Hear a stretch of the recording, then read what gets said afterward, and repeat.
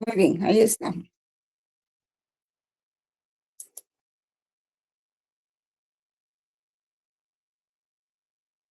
Vamos a esperar que ingresen otros.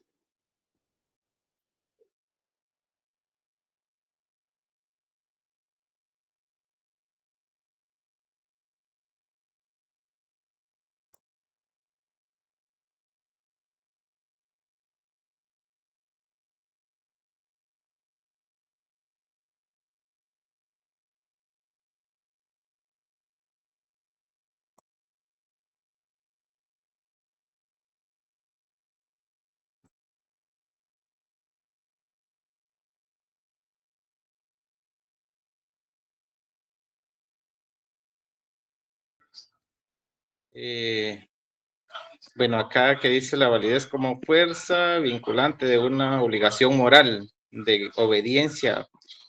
Estamos hablando de que si la norma tiene que hacerse cumplir de forma moral, eso es subjetivo porque no se cumple, válida. No, esos son aspectos Sí, que solo van aspecto. vinculando al derecho Porque es que eh, con yo el hacía relación individuo. con este principio filosófico, por ejemplo, con el nuevo decreto que acaban de publicar, ¿verdad? Sobre el pago de los seguros, que usted ya lo mencionó también. Esa Ajá, es, sí, esa es una, esa es una ley positiva no vigente que ya estaba, por ejemplo. Eso estaba, no me acuerdo si es el artículo 8 de la ley de tránsito que regula todo sí, lo referente a los seguros obligatorios contra terceros. sí, Pero pues. eso se vino a convertir en una norma positiva, pero no vigente. Entonces, que se Mm, tendría, bueno, aquí ya entra la moral, aquí ya entra ujú. la moral, Era lo porque, que ya, ajá, exacto, exacto. sí, que la Pero ya sociedad guatemalteca ahorita, carece de ahorita, moral en su generalidad. ahorita pues ya Sí, lo quieren hacer coercitivo y eso es lo que hizo que explotara la población, porque en sí nosotros pues no tenemos una moral para pagar impuestos, ¿va? O sea, nos tienen que sí, no, obligar. Entonces aquí sí ya exacto. no, ajá, Y eso es que está, aquí se pelea también el derecho de la víctima. así es, sí, sí. Por ejemplo, Aunque le digo, ese pero que, accidente que acaba de ocurrir de la camioneta esa. sí, lo único es de que también hay muchos factores también que influyen en esto, licenciada. Hay muchos factores, porque por ejemplo, eh, ¿cuál Sí, es el hay fin grupos del Estado, verdad? interesados en generar desorden, ¿verdad? El Aprovechar fin la del Estado es coyuntura para. cumplir con todas las necesidades de la población, pero también por eso va a percibir los ingresos. Ahora, qué bien, viene el gobierno, impone una norma obligatoria, pero para beneficiar a unos pocos, que son las aseguradoras, porque ya salieron a decir las aseguradoras que no tienen un programa como lo que ellos están pidiendo, que ellos Ajá, van a cobrar el seguro, pero no van a prestar el servicio, o sea que nada más es una forma de saquear otra vez el dinero de la bolsa de todos los ciudadanos, ¿verdad? Entonces pues ahí sí. caemos otra vez que no tenemos moral. Sí, mire, ahí como que fuéramos perros comiéndole la cola, ¿va? Sí, licenciado. Pero Sí, bueno, ese puro era mi vicio. aporte, Erika. Sí, y digamos, es la de nunca acabar, porque esa disposición ya estaba en la ley de tránsito, ¿verdad? Hubo que destacarla y en otra disposición reglamentaria para que la gente se acordara que tenía que comprar un seguro, ¿verdad? Sí, eso ya Pero estaba ahí, sí ya estaba estaba ahí. ahí, pues. Ujú. Pero la CC exhortó al presidente para que lo hiciera, porque hay un amparo donde la CC se pronuncia, entonces exhortó a que lo hiciera. Pero el problema es Pero ese, ¿verdad? Sí. también tenemos que verlo del punto también constitucional, porque si ya nos vamos a que la CC, como usted lo dice, yo no vi esa parte, la verdad no la vi, pero si fuera así, ellos también estarían incurriendo en una inconstitucionalidad de ellos mismos, porque eso sí es inconstitucional. Nosotros como Acuérdese ciudadanos que la tenemos CC, derecho de, mm, ¿perdón? y la CC ha intervenido hasta en el nombramiento de autoridades bancarias, pues, o sea, ha intervenido en todo, Sí, eso, menos en lo sí, que están en todo, debería ¿verdad? hacer. Están en todo menos a favor de la justicia. Sí, sí, así es, sí. prácticamente, como lo que dijo la Sí, compañera. Es paradójico que la justicia no sea justa, ¿ah? Hubo una sí, compañera que intervino hace un rato y dijo que no era equitativo. Y no debería ser así, porque uno de los principios es que la justicia es darle a cada quien lo que le corresponde, pero no se ujú, cumple. Ajá. sí. Sí, esa es la definición más conocida. Pero es que por algo tiene que empezar. Todos los países, Estados Unidos, por ejemplo, todo el mundo tiene su seguro. Y fíjese que es más digamos, el susto de lo que puede costar un seguro que lo que realmente cuesta, ¿verdad? Yo entiendo que los guatemaltecos apenas logramos sobrevivir, ¿verdad? Y que cada guatemalteco tiene que hacer 2 o 3 actividades para poder sobrevivir en este mundo cruel, ¿verdad? Pero también está el derecho de las víctimas, que cómo va a ser eso que los camioneteros no chequean, y eso se aplica más al derecho a los vehículos colectivos, ¿verdad? Digamos, las camionetas, los buses, más que más que a una moto. Pero a veces las motos, los motoristas también son un poquito irresponsables. Y entonces uno tiene que manejar, pues, a la defensiva, porque, pues, así es la cosa, ¿verdad? Aquí en Guatemala es el derecho del más fuerte, estamos llegando a eso, lamentablemente. Sí, aquí está la sentencia. Gracias, María José Salomé. Ahí nos indicó ella en el chat, pueden ver la sentencia de lo que estábamos platicando, la sentencia del 2022, ¿verdad? Entonces, por algo hay que empezar. Pero además existe el problema de que grupos opositores al gobierno están aprovechando esto para desestabilizar, ¿verdad? Para Esto no se desestabilizar. refiere a pecado, aquí no se tocó el pecado. ¿Qué pasó ahí? Alguien abrió el micrófono. Por ahí escuché un pecado. Pecado, ¿ah? Sí, sí, Solo, solo vi pecado. eso estaba fuera de contexto. Sí, dije, oh, puchica, sí, sí, lo del seguro sí es un pecado. Ajá, sí, Ay, Dios. sí. Pero la Bueno, lo verdad, que pasa es que licenciada, hay que por uso tarifas de pagamos tarifas, todos, ¿eh? ¿verdad? Y miren, el seguro que se tiene que contratar es contra terceros. No es que se deba contratar un seguro para reparar mi vehículo si me chocan, por ejemplo. Eso no está contemplado ahí, porque si no, los seguros se vuelven altísimos en costo, sino que el seguro es contra daños a terceros, ¿verdad? Por ejemplo, si hubo una persona lesionada y tiene que ir a un hospital y no tiene recursos, ¿quién le va a pagar eso? Lo que hacen los carros aquí es que se van, atropellan a alguien y se van, ¿verdad? En lugar de detenerse y hacer uso de su seguro para beneficio del tercero. Pero es que eso es parte del comportamiento moral, compañeros. Y aquí cada quien hace lo que le da la gana, no respetan la ley. Y así les encanta vivir a la mayoría, pues. ¿Verdad? Aún a muchos que estudian derecho y muchos que ya son abogados, pues. Lo que menos les interesa es la justicia. Bueno, ya me perdí, ¿cómo iba? Bueno, vamos a ver. En segundo lugar, pues la elaboración y primacía del argumento del legislador racional o de autoridad del legislador que le atribuía a este la calidad de sujeto infalible. Estamos hablando del legislador, cómo era en el positivismo jurídico legalista formalista. Estamos describiendo eso, para que no se me pierdan. Em, entonces se suponía, por tanto, que si el legislador, fíjense bien, no estamos hablando del juez, estamos hablando del legislador y esto es muy importante. Si el legislador es racional y su actividad también, pues su resultado, que no es otro que la ley positiva, debe serlo también. Eso era lo que se pensaba. O sea, se pensaba que el legislador era una persona preparada, que leía, que sabía bien lo que hacía, que tenía sus especialidades y todo. Pero como aquí la democracia empareja por lo más bajo, entonces la integración de los diputados en el Congreso es de todos colores, ¿verdad? No todos tienen una carrera, no todos tienen ni siquiera sexto año, no todos tienen ni siquiera el bachillerato. Entonces, algunos entienden lo que hay que hacer y otros no lo entienden, otros ni leen, ¿verdad? Y esto se supone que la escuela, el positivismo jurídico legalista y formalista, pues lo hizo para gente leída, ¿verdad?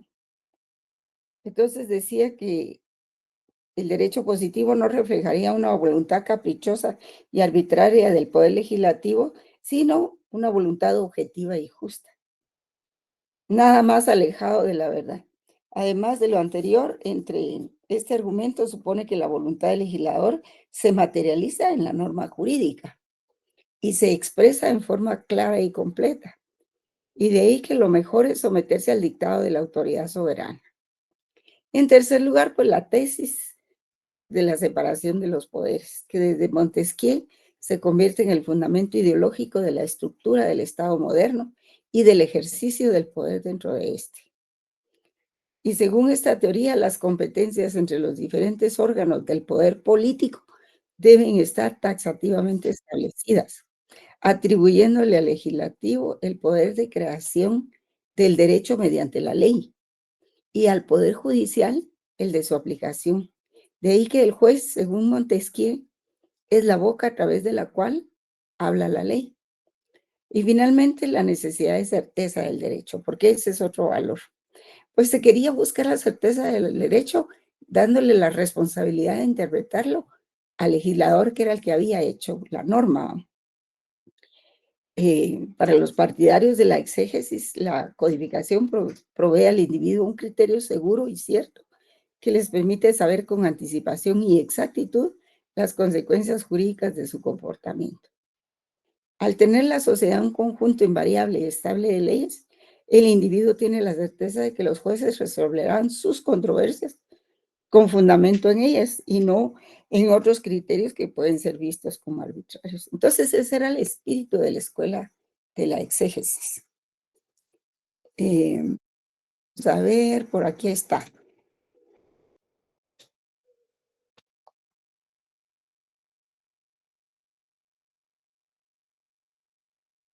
Vamos a ver, aquí está. Aquí está lo de las codificaciones, que eso se dio para evitar las pautas contradictorias, anacrónicas y heterogéneas que regulaban las relaciones sociales y políticas. Eso permitió la ordenación y racionalización de los materiales normativos, permitió obtener un nuevo orden jerárquico. Acuérdense que, pues, ahora contamos con la pirámide de las leyes, que dicen que no la hizo exactamente Hans Kelsen, como se nos ha enseñado. Y también se obtuvo reglas de derecho que fundó el Estado liberal en oposición a la tradición jurídica conservadora y monárquica. Entonces se pensaba que el código era la única fuente del derecho. Y así, ¿verdad? Con esta aparición del positivismo, legalismo y formalista, eran algunos hechos. En primer lugar, en Francia, la codificación del código era un manual o prontuario básico para resolver controversias por la vía más simple, como dice ahí lo pueden leer ustedes. En segundo lugar, la primacía del argumento del legislador racional, o sea, de quién creaba la norma como autoridad. Se le consideraba infalible. Imagínense ahora considerarlos infalibles a los diputados. Y en tercer lugar, la tesis de la separación de poderes de Montesquieu, que fue el fundamento ideológico del Estado moderno y del ejercicio del poder. Pero digamos que todas esas instituciones se han pervertido, han degenerado en otras cosas, se han utilizado, mal utilizado para otras cuestiones que no fueron creadas. Y pues la historia está ahí y esos fueron los antecedentes. El mal uso que se les haga a esas instituciones actualmente, eso es otra cosa, ¿verdad? En contradicción con esto, surge el positivismo sociológico antiformalista, Entonces señala que eso que nos enseñaba la escuela del exégesis no es correcto. Señala los límites y debilidades de la codificación y del positivismo legalista formalista. Defensores aceptan que sigue siendo la ley elaborada por el legislador, pero la diferencia del positivismo legalista y formalista no se acepta. Hay una diferencia en que ya aquí, en el positivismo sociológico, no se acepta que el juez simplemente vacíe el contenido de la norma para resolver. Eso ya es inadmisible en el positivismo sociológico antiformalista. Y este contenido de la ley no solo es moral, como supone el naturalismo, sino que lleva la intención del legislador mediante la ley. Pero nosotros preguntamos, ¿a quién sirve la ley? ¿Para qué se hizo esa ley? ¿Qué intereses protege? Entonces ahí es donde no se le puede dar esa facultad de interpretar la norma para un caso concreto al legislador, porque el legislador responde a intereses políticos determinados, ¿verdad? Y de eso hemos visto muchas cosas ahora. Entonces, esta norma, esta corriente del positivismo sociológico antiformalista es opositora al positivismo jurídico legalista formalista, ¿verdad? Vamos a ver.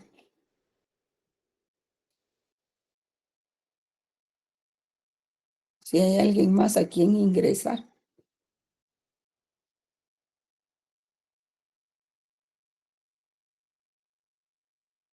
Bueno, entonces, ahorita voy a ingresar a otros compañeros.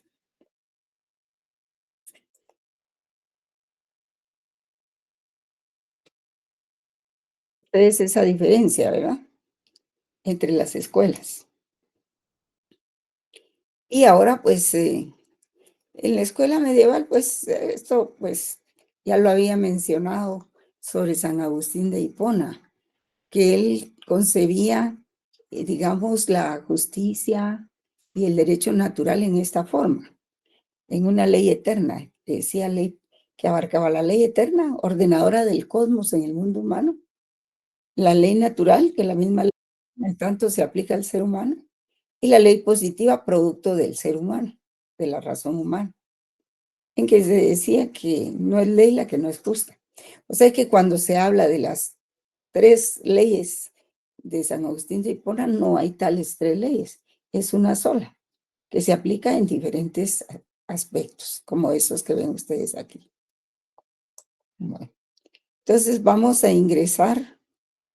Tengo varias definiciones de esto que estaba hablando con ustedes, pero esto es de la eficacia o de la validez de la ley. Y vamos a entrar en ese aspecto. Vamos a iniciar con el punto del concepto de validez de la norma. ¿Están ahí, jóvenes? No los oigo. Sí, Lita. Sí, Linda, aquí estamos. Sí, presencial. Pensé que estaba yo sola, que tenía el micrófono apagado. Entonces tenemos el concepto de la validez de la norma, que es este capítulo que nos ocupa, ¿verdad? Norberto Bobbio, que es otro jurista de la modernidad, que está junto con, bueno, él es posterior a Del Vecchio, ¿verdad?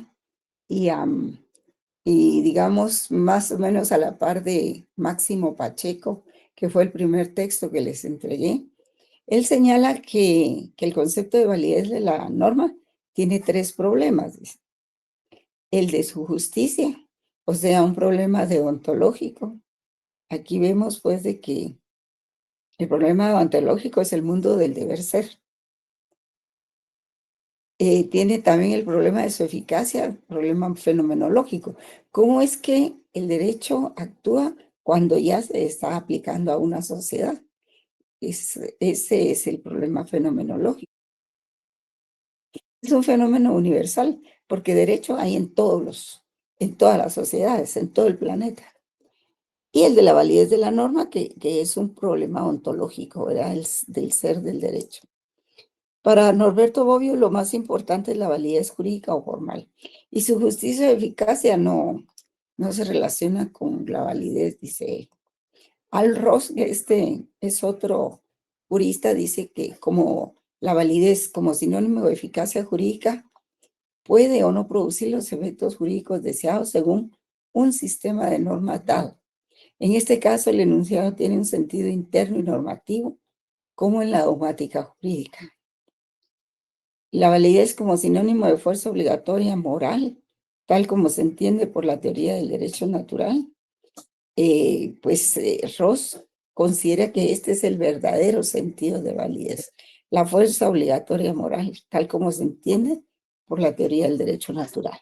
Y como sinónimo de eficacia sociológica, pues en este caso sería la afirmación que tiene un sentido externo y fáctico y muestra la existencia efectiva y real de una norma o de un sistema jurídico para distinguirlos de los meros proyectos de normas. Bueno, reglamentos o pautas imaginadas.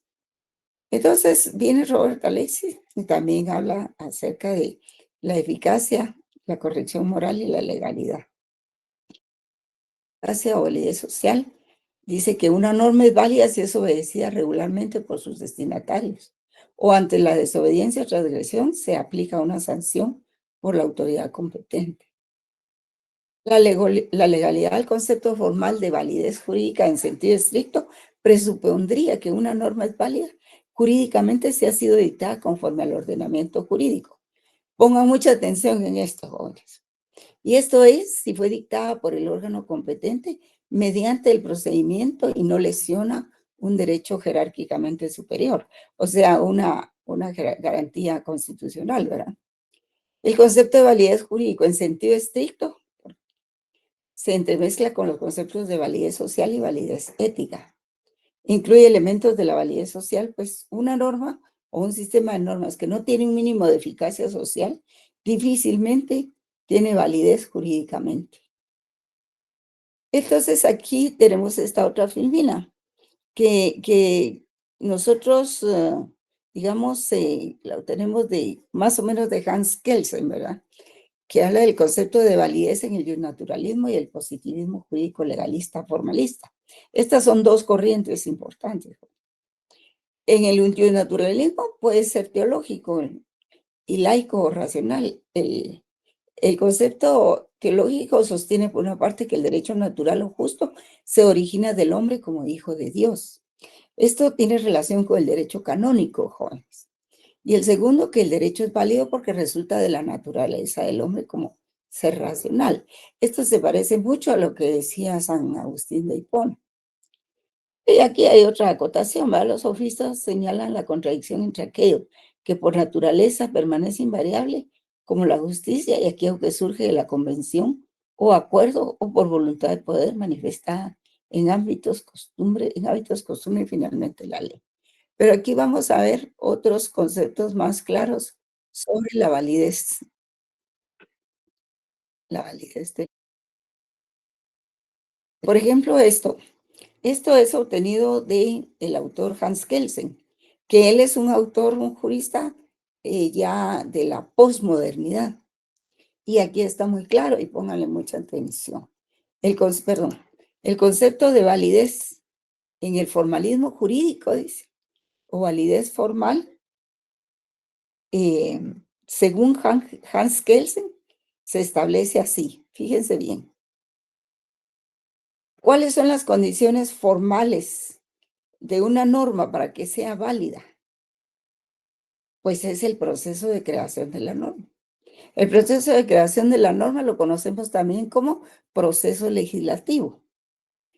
O sea, el hecho de que la norma se conozca por medio de un anteproyecto de ley que lleva sus estudios jurídico-doctrinarios, que luego lleva sus dictámenes de las diferentes, digamos, de puntos constitucionales, luego de la rama a que se refiere, la especialidad, luego las correcciones, luego la aprobación por artículos y luego la aprobación final se le envía al Ejecutivo para que lo vete o para que lo publique y ya tenemos la norma. Entonces, esas condiciones formales son el proceso de creación de la norma. Y las condiciones materiales es precisamente lo que prohíbe, manda o permite la norma. Y esto va en el contenido de la norma. Va del contenido de la norma a la interpretación de la norma. Entonces, no confundirlo, jóvenes. Las condiciones formales es que la norma ha sido creada y emitida por un organismo que está facultado por el ordenamiento jurídico de un país. En el caso nuestro, la Constitución Política establece en su parte orgánica el organismo legislativo y le asigna sus funciones como creador de normas jurídicas, ¿verdad? Y esas son condiciones formales para que una norma se considere válida.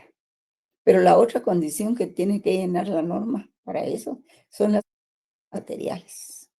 O sea, lo que prohíbe, manda o permite la norma, ¿verdad?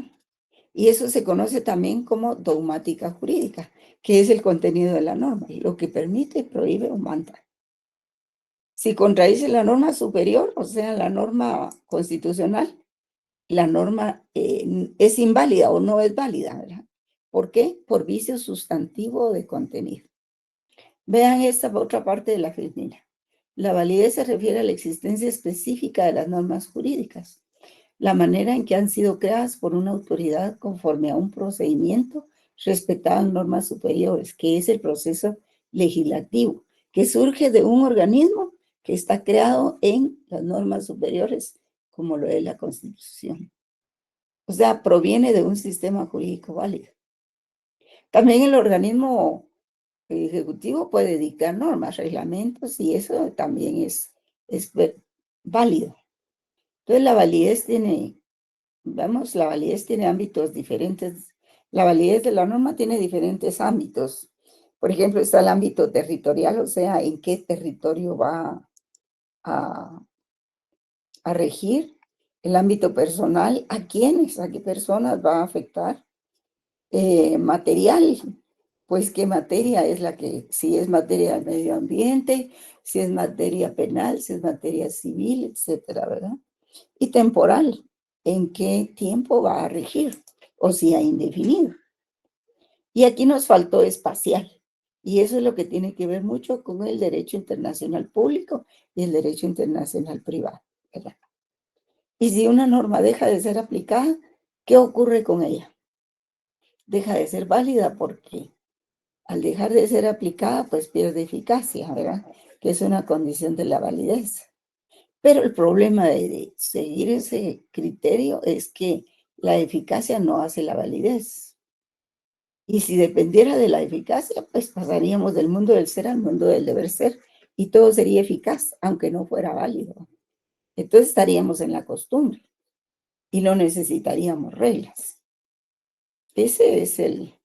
Esos son los problemas de la teoría de la validez del derecho. Vamos a ver aquí. Existe también la validez normativa y validez sociológica. Ustedes pueden ver ahí la validez normativa como sinónimo de fuerza obligatoria o fuerza vinculante. Ustedes saben que hay normas constitucionales que son vinculantes y hay normas ordinarias también, ¿verdad? Se concibe como fundamento de un deber jurídico de actuar conforme al dictado por el derecho, que presupone la vigencia o validez formal de la norma. Esa es la validez normativa.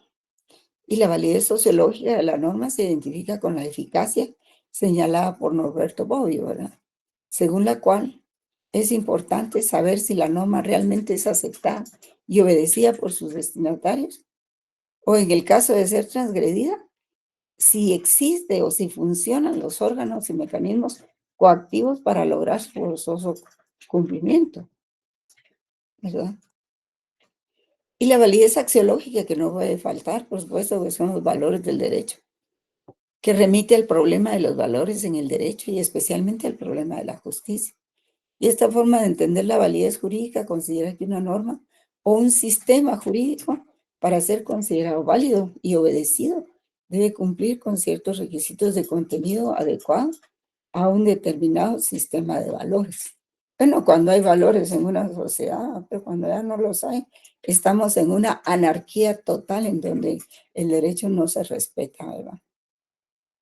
Y ahí tenemos también otras acotaciones sobre el positivismo jurídico,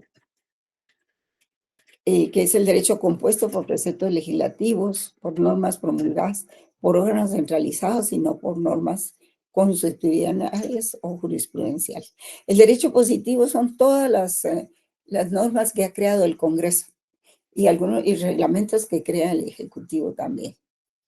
Aunque el organismo judicial crea normas, pero creo que es de carácter administrativo y de funcionalidad de los juzgados, ¿verdad? En el orden jurídico es siempre completo. Se dice, el positivismo jurídico dice que el orden jurídico no tiene lagunas. También afirman que es consistente, que no tiene contradicciones. Y nosotros sabemos que sí las tiene. Dice que sus normas son vagas, no son vagas ni ambiguas. Y es un sistema suficiente, autosuficiente para proveer solución única en cualquier caso. Y todo esto va unido al positivismo ideológico, que les voy a exhibir aquí. El positivismo ideológico también defiende la absoluta sumisión de los jueces a los mandatos legislativos. Pero a veces los jueces ni siquiera el derecho obedecen. Los jueces deben decidir según la ley y no por principios u otro tipo de normas, y menos por caprichos, ¿verdad? Si resuelven o aplican otro tipo de criterios no jurídicos, deberán justificar su decisión, pero solo digamos, solo ordenar o resolver, ni siquiera resolver un caso, ¿eh? Sino decidir sobre el caso sin haber hecho consideraciones, es más grave todavía. Y si resuelven o aplican otro tipo de criterios no jurídicos, deberían justificar su decisión. Y lo que hacen los jueces ahora en Guatemala, no todos, ¿verdad? Pues es que no justifican ni hacen consideraciones legales. Estamos en la dictadura judicial.